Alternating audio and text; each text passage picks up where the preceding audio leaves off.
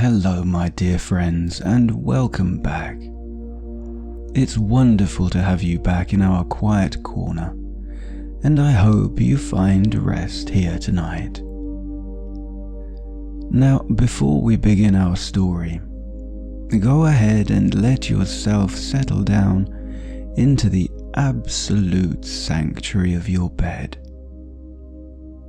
Let your feet find a cool, comfortable spot beneath the sheets. Adjust your pillows until your head feels perfectly supported, and let a deep, heavy quiet begin to wash over your mind. I wanted to let you know why I chose to write this story for us tonight. So often in our lives, when we encounter a little gap, a crack, or an unexpected change in our routine, our first instinct is to fix it instantly, to close the door, seal the breach, and make everything orderly and controlled again. But tonight I wanted to explore the quiet magic that happens when we don't rush to close the gaps. Sometimes an unexpected opening is simply an invitation for a new kind of harmony to enter our world. It reminds us that when we share our spaces with kindness, the world grows a little bit warmer and a little bit sweeter for everyone involved. I wanted to give you a peaceful space tonight where you can let go of the need to control every detail, resting in the comfortable truth that there is room enough for everyone and that everything is working together in perfect, quiet cooperation. Before we walk out into the silver-frosted garden lanes, let us take a slow, comforting breath together, breathing in that crisp, clean evening air, holding it gently for a moment, and now letting it go with a long, soft sigh. Feel the tension leaving your shoulders and let your eyelids grow pleasantly heavy as we wander into the story.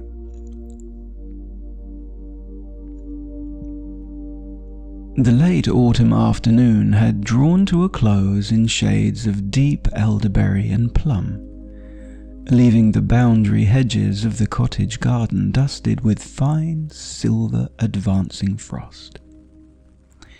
The air was utterly still, holding the sharp, clean aroma of cold soil and fallen apple leaves that had begun to dissolve into the rich earth. Rosco and friends were completing their final outdoor chores before the deep winter freeze arrived. They moseyed down the gravel path toward the old cedar potting shed at the bottom of the garden, their trug baskets filled with bundles of rosemary and thyme to be hung from the kitchen rafters. The shed was a beautiful rustic structure, built of seasoned timber that had grown a pale green velvet of winter moss along its northern base. It smelled wonderfully of aged wood shavings, dry seed packets, and the cool, earthy scent of stored flower bulbs.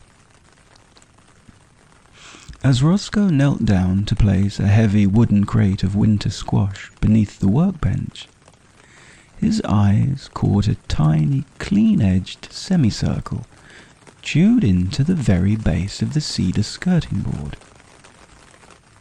It was a small opening, no larger than a hen's egg, tucked discreetly behind a stack of upside-down terracotta pots. From within the dark gap, a faint rustling caught his attention, followed by the soft, paper-thin murmur of two tiny, high-pitched voices conversing in the gloom. Millie Moonbeam and Berry scurried over, their long ears sloping forward with intense curiosity, as Rosco tilted his lantern toward the base of the wall. The warm amber glow illuminated the small opening, revealing two elderly, exceptionally elegant field mice standing just inside the threshold on a neat bed of dry cedar shavings. The gentleman mouse, who introduced himself with a formal bow as Mr. Whiskerly Frond, wore a tiny tailored waistcoat fashioned from a chestnut leaf, held together by a single strand of green moss thread. Beside him stood Clarabel Pickle, an old elderly lady mouse whose silver whiskers were perfectly combed, wrapped in a cosy shawl made from a fragment of homespun wool. They did not show a single sign of concern. Instead, they looked up at the large visitors with an air of serene, dignified hospitality. Berry, holding a small piece of oak board and a pocket full of iron tacks, knelt down by the skirting. "We were just about to mend this little hole to keep the north wind out," he explained softly, his voice low so as not to startle the tiny residents. "But we don't want to trap you inside for the winter." Mr. Whiskerly Frond adjusted his leaf waistcoat, looked up at the bunnies, and spoke in a slow, melodic cadence that seemed to lilt like a gentle evening lullaby. "If you drive the iron nail to mend the cedar wall, we shall have no path to wend when the winter snows fall." Clarabel Pickle stepped forward, her small paws resting against the smooth cedar frame, her voice carrying the same sweet rhythm. "The wind is growing cold, the dales are dark and grey. Pray leave our little hold, and do not bar the way." The bunnies looked at one another, their hearts completely touched by the gentleness of the elderly couple. The idea of shutting up the doorway to their home felt entirely wrong. Rosco laid his hammer down upon the workbench, the heavy tool making a soft clunk against the wood.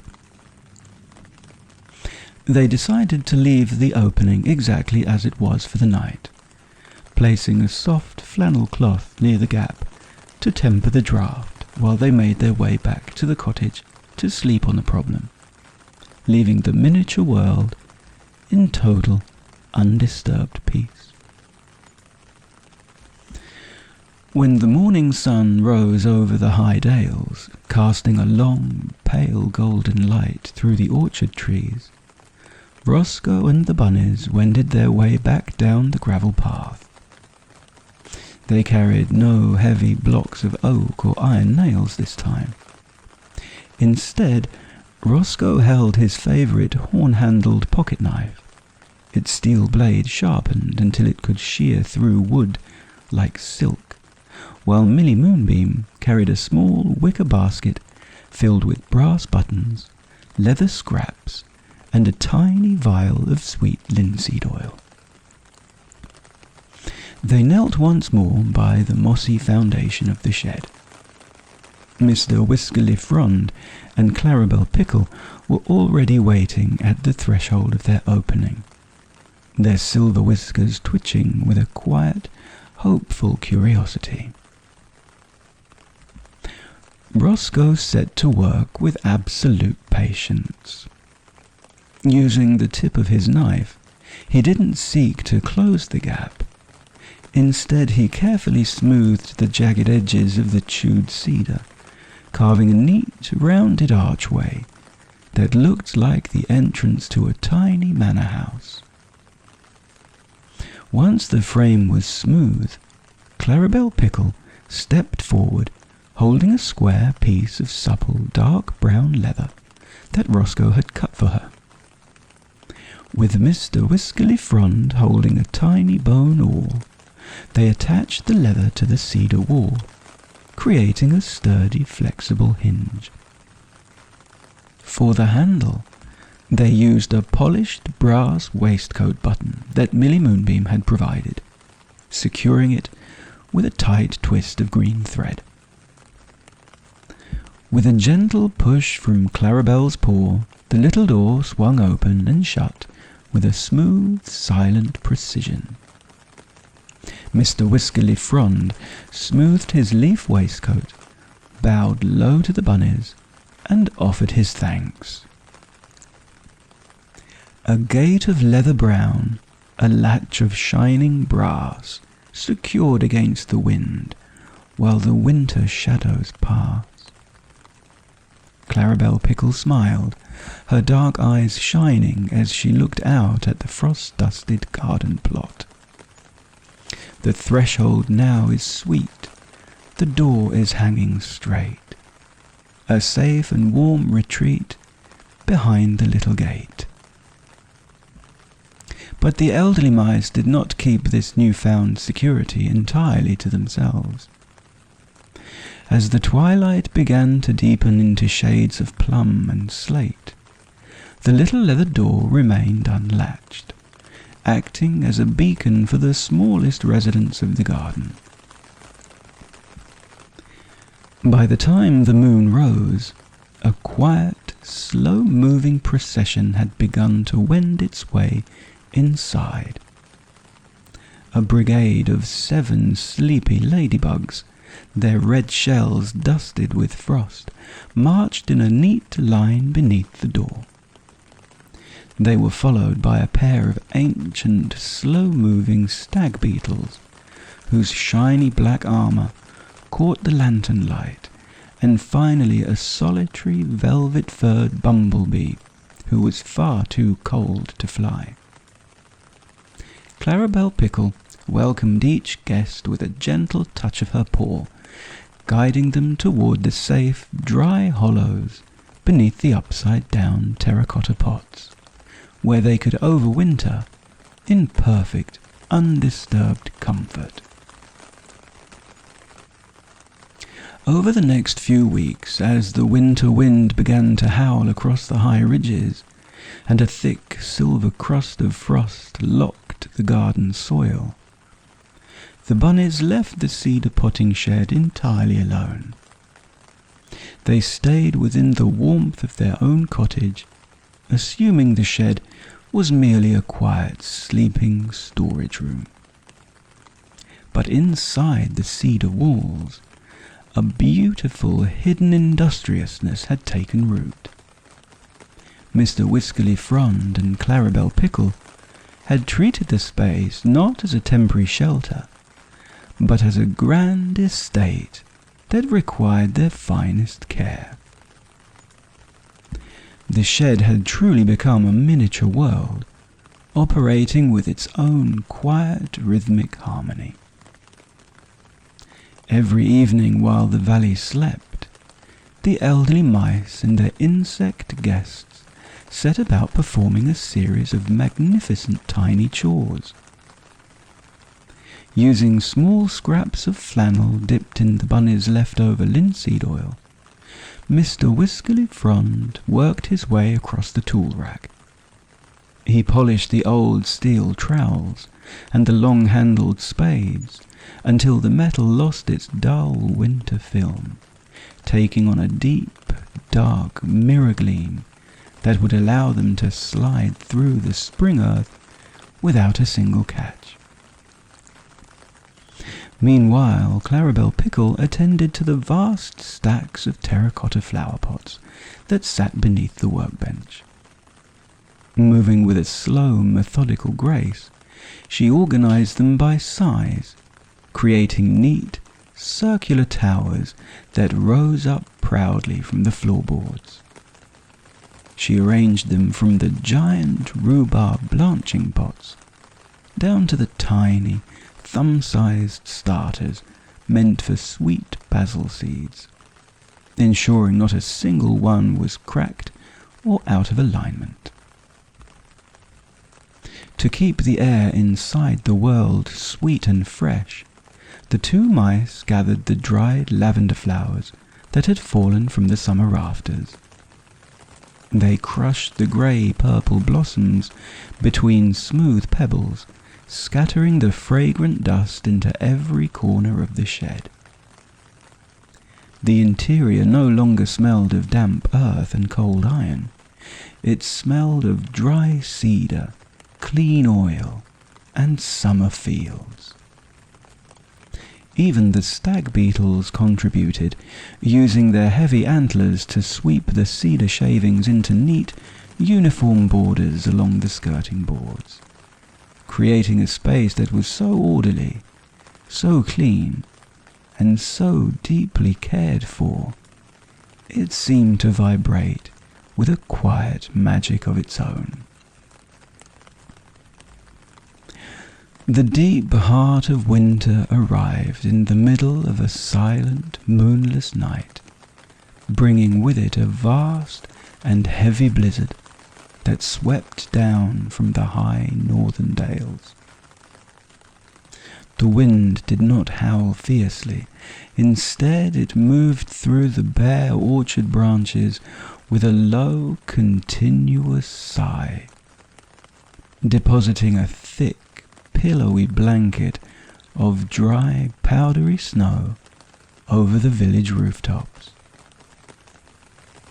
By the time the morning light filtered through the lavender mist, the vegetable plot was entirely buried, and the cedar potting shed looked like a small white mountain sitting at the edge of a copse. Rosco and the bunnies moseyed down the clearing path, their long winter coats wrapped tight against the chill. Rosco carried a wooden snow shovel, his boots sinking deep into the drifts as he made a way toward the shed, to ensure the weight of the snow hadn't strained the old timber rafters. When he pushed open the heavy cedar door, the crisp, cold air outside stayed on the threshold. The interior was still held fast in that deep, aromatic warmth of lavender and polished linseed oil. But as Berry stepped inside, his long ears tilted forward as his eyes caught a dark, glistening spot on the far corner of the sycamore workbench. A heavy ridge of ice had formed along the outer roof shingles, and a slow, steady drip of melted snow had begun to find its way through a tiny crack in the cedar roof boards. The moisture was falling directly toward a prized box of dried heirloom pea seeds that had been collected over the summer. But before Rosco could turn back to fetch his long wooden ladder and a bundle of thatch, he noticed something extraordinary. The drip was no longer reaching the bench. High up in the rafters, silhouetted against the frosted glass of the skylight, a magnificent miniature engineering project was already underway. Mr. Whiskerly Frond and Clarabel Pickle were standing upon the topmost shelf, their tiny paws moving with an unhurried, synchronized precision. They were not alone. The 7 ladybugs had formed a stationary line along the crossbeam, their bright red shells providing a steady anchor for a long, supple strand of garden twine. Below them, The two ancient stag beetles were using their immense strength to hoist up overlapping scales of thick pine bark and waterproof squares of white birch resin that they had gathered from the woodpile before the snow fell. Working together through the dark hours of the freeze, the tiny community had found a way to fix the leak. Mr. Whiskerly Frond used his bone awl to press a plug of soft moss into the seam, while Clarabel Pickle smoothed the resin down with her paws, sealing the cedar gap from the inside with a perfect watertight barrier. As Rosco watched in silent wonder, the dripping stopped completely. The seed box was perfectly dry, and the workbench was completely safe. Mr. Whiskerly Frond adjusted his leaf waistcoat, looked down from the high beam, and delivered his greeting. "The moss is high, the bark is tight. We kept the workspace dry tonight." Clarabel Pickle leaned over the edge of the shelf, her silver whiskers gleaming in the soft morning light as she finished the tale. "The cold may drift, the winter fall, but safety dwells within this wall." The bunnies let out a long collective breath of admiration, their hearts filling with a deep, profound gratitude for their tiny neighbors. They realized that by simply allowing the little hole to exist, by choosing hospitality over a rigid repair, they hadn't lost their shed at all. Instead, they had gained a loyal, industrious crew of caretakers who watched over the miniature world with a dedication that was far greater than their small size. The realization of this beautiful shared harmony brought a quiet, meditative peace to the entire afternoon. The bunnies spent the remaining hours of daylight ensuring that their tiny partners were provided for with the finest comforts the cottage could offer. Millie Moonbeam moseyed back up to the pantry, returning to the shed with a small blue ceramic doll saucer. With a slow, generous hand, she filled the dish with toasted pumpkin seeds that had been crushed into small, manageable bits, a few dried currants, and 3 drops of sweet almond oil. She placed the saucer gently upon the shelf near the leather door, establishing a permanent offering of neighborly thanks that would ensure the mice never had to forage in the freezing dark.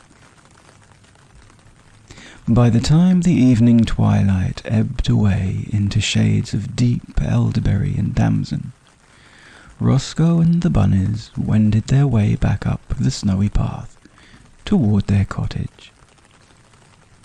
The air was utterly still, held fast in the winter's mist's cool embrace.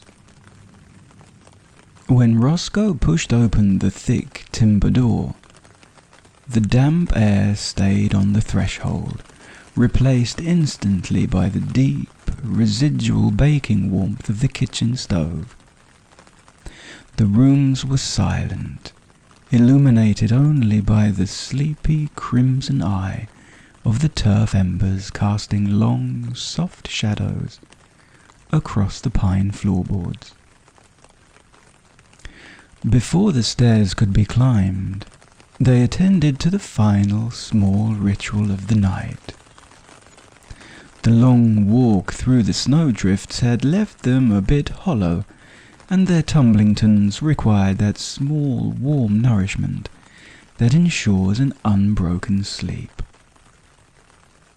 Rosco touched a splinter to the oil lamp on the dresser, its wick blossoming into a low, honey-coloured glow that turned the hanging copper pans into shining moons. Berry reached into the willow basket and fetched a handful of parsnips and winter squash, and a bunch of dried sage leaves, setting them on the thick sycamore chopping block. With care and patience, Rosco split the squash, the blade meeting the wood with a soft, hollow weight that echoed gently through the quiet room. The split halves revealed a deep, gold-orange flesh that smelled of the summer earth. He turned to the parsnips, the knife cutting cream-coloured coins with a crisp, clean texture, releasing a nostalgic sweetness into the warm kitchen. By the cast-iron range, Caratina took up a long birchwood ladle. In the blue stoneware pot, a rich broth of carrots and celeriac and winter herbs had been simmering gently since noon. With a heavy arm, she began to move the ladle in slow, clockwise circles. The sound of the thick, savoury liquor moving against the glaze was a liquid metronome for the sleepy room. She dropped in a few sage leaves and a few grains of rock salt, the steam rising in a fragrant cloud that smelled heavenly. Millie Moonbeam fetched 4 shallow bowls from the dresser, her small paws ensuring the ceramic didn't clatter, placing each down on the scrubbed pine table with a gentle, soft touch. Beside them, she laid 4 heavy pewter spoons, dull and cool to the touch. Rosco ladled the food with a slow, generous hand, a pool of the golden broth, a soft wedge of the steamed squash, and the sweet rounds of cooked parsnips drizzled in clover honey. They sat at the old table, the chairs giving a short, lazy scrape against the floor. Not a word was spoken. They preserved the great silence of the night. They ate unhurriedly, letting each warm, savoury spoonful soothe their throats and spread a radiant, heavy heat through their chests down to their tumblingtons. With every slow swallow, the last tension of the long walk dissolved. Their limbs grew leaden, their shoulders dropped, and an inescapable drowsiness wrapped around them like a heavy wool blanket. When the bowls were cleared, Rosco wiped the table with a soft flannel cloth, and the bunnies let out one final, deep, communal sigh. Their bodies were filled, their chests were warm, and the night was waiting. One by one, the bunnies wended their way upstairs, where the great feather bed stood high and white in the gloom. The deep, down-filled mattresses looked impossibly soft, plumped up like summer clouds. Millie Moonbeam slipped between the linen sheets, her small frame sinking instantly into the deep down until the bed rose up around her, shaping itself to her body. She pulled the heavy patchwork quilt right up to her chinnigan. Beside her, Berry and Caratina burrowed into their own beds, shifting twice before settling into the deep, pillowy silence. Rosco climbed into his own bed, letting his body find the absolute center of the mattress.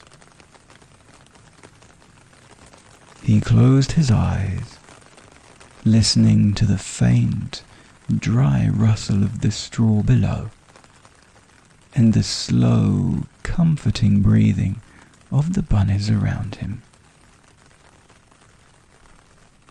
Down at the bottom of the garden, behind the little leather door, the miniature world of the cedar shed was safe, warm, and perfectly content.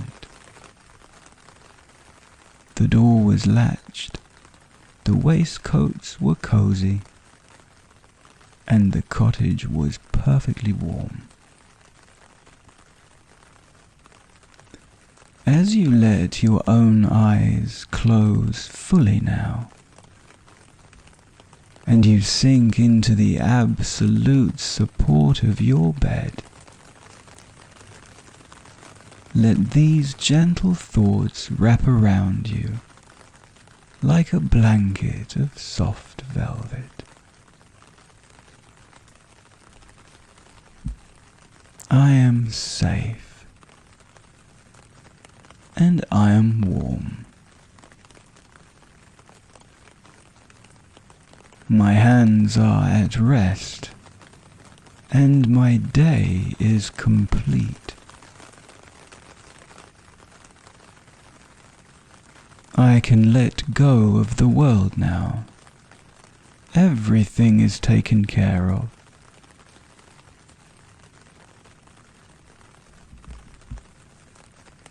My mind is clearing, becoming as quiet as the midnight sky. I am surrounded by comfort, inside and out. I give myself permission to fully drift away.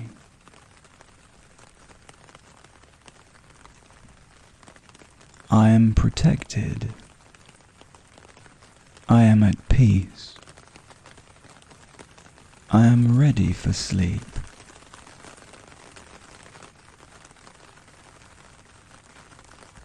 Let the slow, steady rhythm of your breathing carry you deeper and deeper into the quiet dark. The mending is done. The village is asleep, and you are completely safe. All was snug. All was well. Night-night.